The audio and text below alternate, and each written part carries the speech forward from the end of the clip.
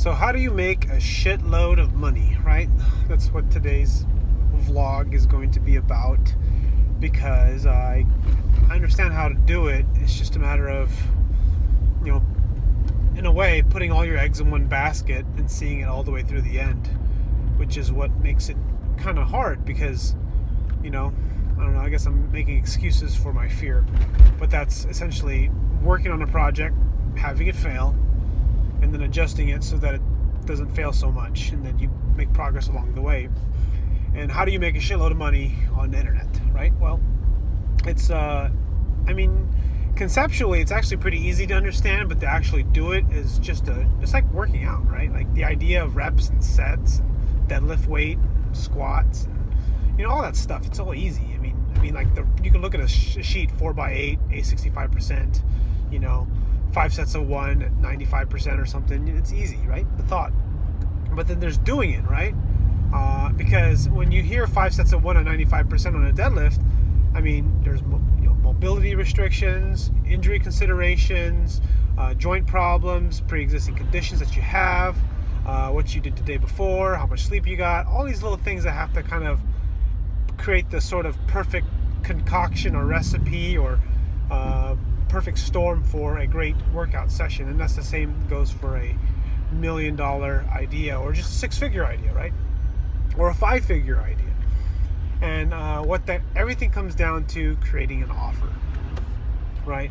Creating some sort of product, let me go take a step back. It's finding a problem, right, that you want to solve, that enough people are interested in paying for, and then creating a product to solve that problem, right? And then the next step above that is to create a sales message that is persuasive to essentially get the people that want to solve this problem to buy your solution that you're offering. And that's essentially kind of how it all starts. That's actually the beginning of any successful business. A lot of the time, what we end up doing when we have a job, or when we have a job, right? We end up being plugged into a person's or a business system. Like, I work for a gym. Their high converting product is a gym membership. They have traffic, right? Which is people who walk through the door, and the marketing team they have to get people to generate leads, like their salespeople. They have and I'm part of that system of when I train clients. But when you run your own business, you have to sort of create your own gym membership. You have to sort of find your own way to generate traffic and purchase customers and get customers, because when a gym buys customers, they have to pay for them, right? They got to pay marketing dollars for advertising, but they also got to pay the employees commission, right? And then they got to pay for service, so there's a lot of factors. So you end up being plugged into the system that has a high converting product already. Now, when it comes to creating your own product, you have to kind of find out what that is, what problem you want to solve. In a gym, you're typically trying to help people lose weight, gain muscle, find a place to exercise for various reasons. Like, a gym solves lots of different problems, but the most common problem is weight loss. That's, people who are wanting to lose weight under most circumstances. Now, the thing is, like, how do they want to lose weight? And that's kind of what we would call maybe market sophistication, or maybe mechanism. So market sophistication is kind of like, how do you want to lose the weight, or how do you want to solve the problem by joining a gym? Like, do you want to join a CrossFit gym? Do you want to join a UFC gym like I work for? Or do you want to work out at like a 24-hour fitness or a crunch, or do you want to go to like a Curves, or do you want to go to a one-on-one studio, or do you want to pay for someone to come to your house, which is actually not a gym, but you're trying to find a kind of a hook or angle to solve this problem. So that's kind of like, so you of course was weight loss, but then there's also the next step of kind of how does that market want to get the weight loss to come off, right? Under most circumstances, most people are not going to join, grandma generally is not going to join a UFC gym. Some will, but not their target market, right? That's a lot already. So I bring all this stuff up because I'm thinking about sort of like what I'm working on, or my product that I want to create, or that I want to get started. And everything starts, the most valuable thing you have to remember, which is sometimes counterintuitive and hard to remember, is that it's not about you. It's not about you making lots of money. It's not about you being successful and being financially free and being rich and, having a successful company. What it's about solving one person's problem, and then solving a problem for lots of people, okay? And solving it well. And the only way to do that, or the best way to do that, is to simply understand your customer, right? Like this video, it's a vlog video. Like I already know it's not going to get a whole lot of views in comparison to a lot of other channels like my workout videos, simply because the people that are generally my subscriber base are typically into powerlifting, heavy lifting. People are in the business that actually watch this video all the way through, are people who are interested in making money, right? Or interested in starting a business or something like that, which is a small group of people, but nonetheless, there's maybe 3 of you, I don't know, who knows how many there is, that basically watch this video at least 50%.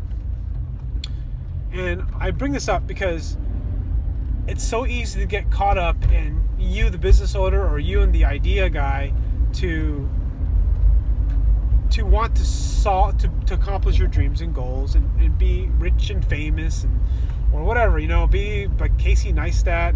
There's these things that get so caught up when in reality, what it is that's more important is really like, what is it that your customer wants, and it's about the other person or about your customer. And to remember that in order to do that, you have to do research. You have to know your customer very well. You have to know their hopes, dreams, and fears, their daily problems, their concerns, and then you build something for that product, for that audience, right?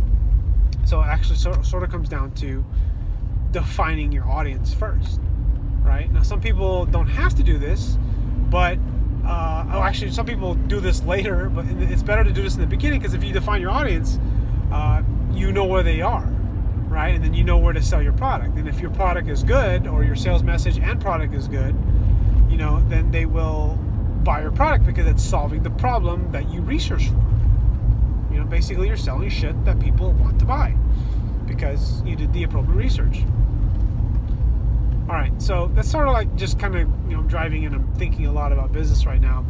And I'm thinking, okay, so what is the next step? How do I want to find the best hook or angle to sort of attack a problem? Right now, the two thoughts I'm having is either making a memory loss product, something for brain and focus, right? And another product is just a weight loss, right? So I'm trying to think about those two things. I'm also thinking about, like, why am I making a video, right? Why am I sharing this on this channel? Well, it's because this is kind of where it all starts. Because I remember making a podcast about this, how to make $1 million, and by no means am I a millionaire, but like there's a, at least not yet, there's how do you say, what was that word? It's on my podcast, Think Like a Modern Man, old episode I made. And really, this is kind of where the gold is, I think, is that once you create a high converting product, to make more money, or the way you're going to make all your money, is really on the back end where you sell other products, related products. So again, going back to gym membership, right? The gym membership is already built-in recurring, so they pay monthly, right? The renewals. But then they can also buy stuff in the pro shop. They can buy stuff in they can buy clothes, they can buy supplements, they can buy personal training, they can pay for group training, and all that kind of stuff, right? So then now you're making more money on the back end, because that's really, a lot of the time that turns into profit. So like on your front end, like a gym membership, if you can somehow essentially acquire your customers for free, meaning that the money you spend, let's say it costs $100 to acquire a customer. If you can somehow, pay $100 to get this customer, but then also make that money back up in like the amount of cost of membership, then everything else is essentially gravy, right? Like the personal training profit revenue share with the trainers, the selling of the supplements, all this kind of stuff. Because that's really where it is. Because what you're doing is you're funneling qualified, or you're funneling customers into your business, and people who buy once usually buy again. They have a high probability of buying again. Buying again is pretty predictable. Of course, there's customer service and there's all kinds of other things you have to consider, but that's essentially the basics, because you need a solid front end business. Like in Apple, an iPhone is essentially their number one high converting product. And the iPhone actually funnels a lot of Mac purchases. Eventually it does. It funnels like, warranty purchases, case purchases, headphone purchases, the next iteration of the iPhone, and it just doesn't stop, right? And it all starts with that next, that's how you do it. You have a converting product and you keep selling them the same. Think about yourself, right? What are you into? What products are you into, right? Or what hobby that you have maybe, and you just keep buying the same shit all the time. Basically, I'm like a tech guy, so I like buying tech stuff, and I will keep buying laptops and stuff to make my laptop better and all that kind of thing. I'm also a marketing course dude. Like I'll just keep buying marketing courses over and over again. I buy books, and I buy Amazon books and audiobooks. Like I have so much shit is crazy, I don't even finish it all. I still get a lot from it, but I enjoy it. I'm that market, I'm that market that buys marketing courses.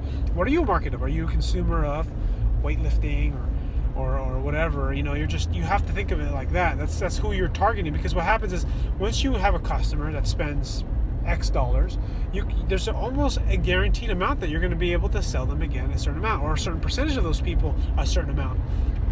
And that sort of predicts your back end. That's why if you can get, like just a weird example, 1 million customers, and you can get them at a reasonable price, you're going to make a lot of money. And then now there's other problems like cash flow and stuff like that. So I'm sort of just kind of thinking out loud as because I find that when I teach, I learn better and my brain processes things, and I just things just start to work better in my head.